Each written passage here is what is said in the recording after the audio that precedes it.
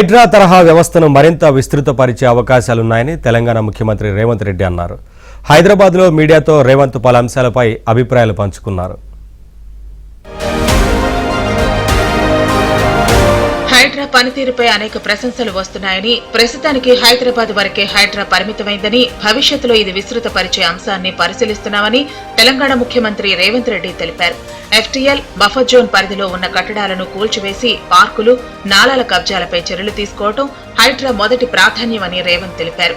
చెరువులు కబ్జా చేసిన వారెవరినీ వదిలిపెట్టబోమని, ఔటర్ రింగ్ రోడ్ బయట ఉన్న గ్రామ పంచాయతీలు కూడా హైడ్రా పరిధిలోనే ఉన్నాయని తెలిపారు.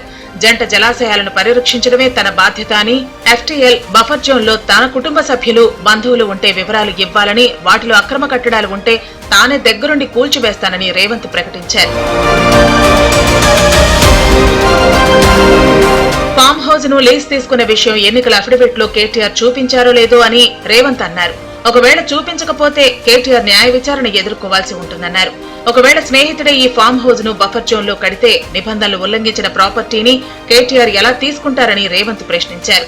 హైడ్రా కూల్చివేతలకు రాజకీయాలకు ఎలాంటి సంబంధం లేదని, కూల్చివేతల్లో మొదటగా తమ పార్టీకి చెందిన పళ్లంరాజు ఫామ్ హౌస్ కూల్చివేశారని గుర్తు చేశారు. చెరువు శిఖం భూముల్లో వ్యవసాయం చేసుకుంటే ఇబ్బంది లేదని, కానీ నిర్మాణాలు చేపట్టవద్దని ప్రజలకు సూచించారు.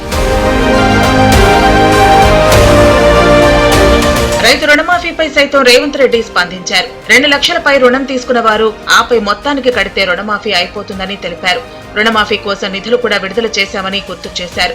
రుణమాఫీపై సవాల్ చేసిన హరీష్ రావు రాజీనామా చేయకుండా తప్పించుకున్నారని, హరీష్ రావు దొంగ అని తెలంగాణ ప్రజలకు ముందే తెలుసని రేవంత్ ఎద్దేవా చేశారు. బీఆర్ఎస్ బీజేపీ ఒప్పందంలో భాగంగానే కవితకు బెయిల్ వచ్చిందని ఆరోపించారు. ఎవరినో భయపెట్టి పార్టీలో చేర్చుకోవాల్సిన అవసరం తమకు లేదని రేవంత్ వివరించారు.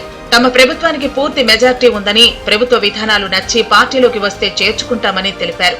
చెరువుల కబ్జాపై నిజ నిర్ధారణ కమిటీకి ప్రభుత్వం సిద్ధంగా ఉందని ముఖ్యమంత్రి రేవంత్ తెలిపారు. కమిటీకి హరీష్ రావు నేతృత్వం వహించినా పర్వాలేదన్నారు. ప్రతిపక్ష నేతగా కేసీఆర్ మాట్లాడాలనే కోరుకుంటానని, ప్రభుత్వం నుంచి ప్రతిపక్ష నేతగా జీతభత్యాలు తీసుకుంటున్నారని, కానీ బాధ్యత మాత్రం నెరవేర్చడం లేదని ముఖ్యమంత్రి రేవంత్ విమర్శించారు.